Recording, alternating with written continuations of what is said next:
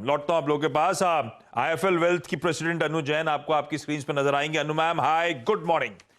Good morning आशीष। 18,000 पे महंगा था, 17,000 पे ठीक ठाक हो गया क्या वैल्यूएशन? देखिए, वैल्यूएशन के हिसाब से अगर आप देखेंगे तो we have average traded about 17 and half times forward. आप इस समय थोड़ा ऊपर है, 18.5 के आसपास आ गए। आप 19 पे गए थे, जिसको हम वन स्टैंडर्ड डिविएशन अबव कहते हैं। लेकिन आप जिस तरीके से देखेंगे कि पूरे वर्ल्ड में अगर 7.2 7.4 का ग्रोथ आज भी एक 7.4 का नंबर आया है कि हमारा जीडीपी उस रेट से बढ़ेगा, तो बहुत कम देश हैं। एंड जिस हिसाब से मुझे ये करेक्शन दिख रहा है, एक अपॉर्चुनिटी है, बिकॉज एट 18,000 बहुत लोगों को फोमो था कि इन्वेस्ट नहीं किया है। मेरे ख्याल से अगर जिस तरीके से मैं आपके स्पेशलिस्ट एनालिस्ट को सुन रही हूँ, तो मेरे ख्याल से अगर आपको 16,900 या 16,700 दिखता है, तो while that's a trading shot, आप बोल रहे हो कि आज से एंड खास करके एक्सपायरी तक मैं सोचती हूँ कि शायद जो ओपन इंटरेस्ट बिल्डअप था निफ्टी और बैंक निफ्टी में, एफआईएस का भी, उस हिसाब से ठीक है, ये 16,900 पे थर्सडे एक्सपायर हो सकता है। लेकिन अगर आपको 16,900 या 16,700 दिखता है, तो मेरे को इसमें घबराहट की कोई बात नजर नहीं आ रही है, क्योंकि हमें सबको पता है कि Q2 के बैंकिंग के रिजल्ट्स काफी अच्छे हैं।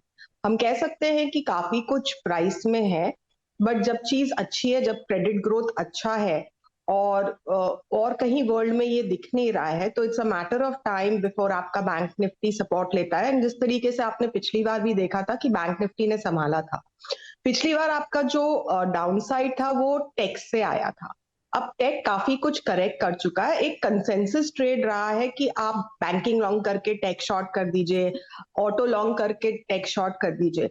मेरे ख्याल से वो रिजल्ट अब आपके 10-12 दिन में आने वाले हैं।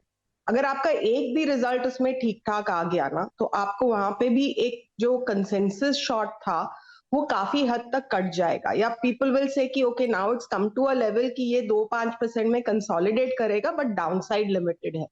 तो वो जब हो जाएगा तो आपके निफ्टी को भी सपोर्ट मिलेगा, चाहे वो 16,800 के लेवल पे मिले या 1750 पे मिले, वो कहना मुश्किल है। बट मेरे ख्याल से आप एक लेवल ऑफ कंसोलिडेशन में हो, जिसमें आपको अगर लॉन्ग टर्म के लिए इन्वेस्ट करना है, तो ये टाइम में आपको अच्छे स्टॉक्स मिल रहे हैं। एंड जो ऊपर 18,000 से अब नीचे आके, आई मीन ऑनेस्टली 5% है, बट स्टॉक वाइज तो काफी कुछ 7-8% भी करेक्ट कर चुके हैं, जो एक ऑलमोस्ट आधे साल का रिटर्न है। तो मेरे को तो ये एक इन्वेस्टमेंट पॉइंट से अच्छा लग रहा है।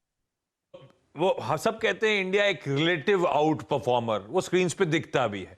तो बेसिकली अनु मैम, ये शॉर्ट टर्म डाउन ट्रेंड है और दरअसल अगर अच्छे स्टॉक्स, क्वालिटी स्टॉक लेने का मन था तो अच्छे मौके दे रहा है बाजार, इसको ऐसे रीड करूं? जी। अच्छा अच्छा, दूसरी तरफ क्योंकि आप लोग वेल्थ मैनेजमेंट में हो, पोर्टफोलियोज मैनेज करते हो, क्या क्योंकि ग्लोबली एक वो अंडरटोन ये है कि इक्विटीज थोड़ी सी ओवर वैल्यूड नजर आती हैं, फिक्स इनकम में शिफ्ट करो ऐसा कहा जा रहा है, आप लोग ऐसा पोर्टफोलियो को रिजेक्ट कर रहे हो क्या? जो हमारा एसेट एलोकेशन है, उसमें जो इक्विटीज है वो 70% एलोकेटेड है। तो वहां पे वो 30% का अभी भी नीचे में स्पेस है कि हम एलोकेट इक्विटीज को कर सकते हैं। बट जो क्लाइंट्स का एलोकेशन है, चाहे वो 50-50 है या 60-40 है, वो उस अनुसार ही चल रहा है। इनफैक्ट जब रीबैलेंसिंग होती है तो वो उस हिसाब से ही होती है कि पहले डेट कम किया था, अगर किसी किसी क्लाइंट को करना है ऊपर, बिकॉज अब यील्ड्स जा रहे हैं ऊपर, तो वहां पे शायद थोड़ी बहुत रीबैलेंसिंग हो। बट वो हो सकता है कि आपके गोल्ड के एलोकेशन से भी हो सकती है, बिकॉज गोल्ड का आउटलुक कोई बहुत ज्यादा अच्छा नहीं है। एंड बहुत पोर्टफोलियोज में 3 से 5% गोल्ड भी होता है। तो अगर हम 2-3% से अगर फिक्स्ड इनकम ट्वीक कर रहे हैं, तो वो उसमें से भी हो सकती है, जरूरी नहीं है कि इक्विटी क्लास से ही हो। ओके, अच्छा, जो आपने शुरुआत करी थी कि अच्छे मौके हो सकते हैं एक्यूमुलेट करने के, इस मार्केट करेक्शन में अच्छा समय खरीदारी करने का, तो ऐसी कौन सी fundamentally strong companies IIFL wealth को नजर आ रही हैं जो शायद ये नियर टर्म स्टॉर्म को आसानी से वेदर कर पाए?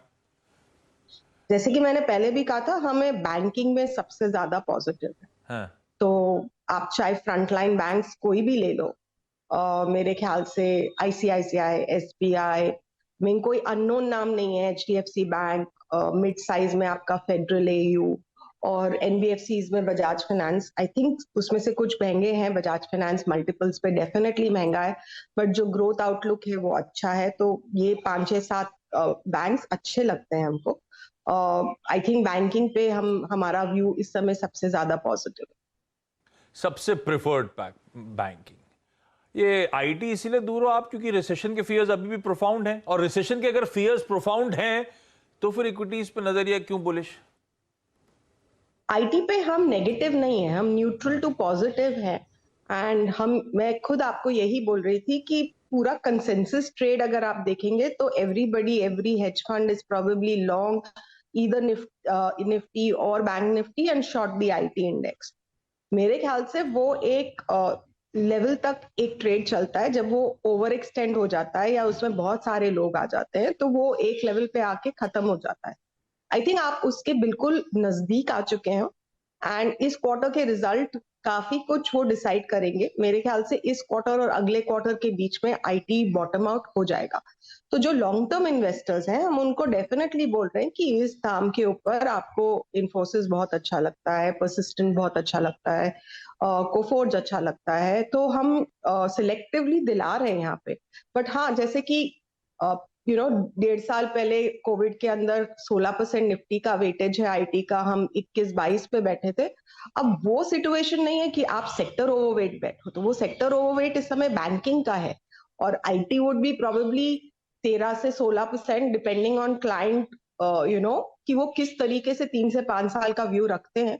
तो उस हिसाब से मेरे ख्याल से आईटी स्लोली आप कलेक्ट कर सकते हो इस लेवल्स के ऊपर। Okay Anu ma'am, thank you so much जुड़ने के लिए। आईटी कलेक्ट कर सकते हैं, लेकिन सबसे प्रेफर्ड तो जो पॉकेट है वो बैंक्स और फाइनेंशियल्स की, और उसमें जो जाने माने नाम है प्रोड्यूसर साहब ने क्विकली रैप अप कर ही दिया आपकी स्क्रीन पे। ये वो बैंक्स, ये वो फाइनेंशियल मेजर्स हैं जो अच्छे लग रहे हैं। आईएफएल वेल्थ की सबसे पसंदीदा बेट्स अभी भी बाजार में बने हुए। कॉर्पोरेट स्कैन की तरफ मूव कर रहा हूं और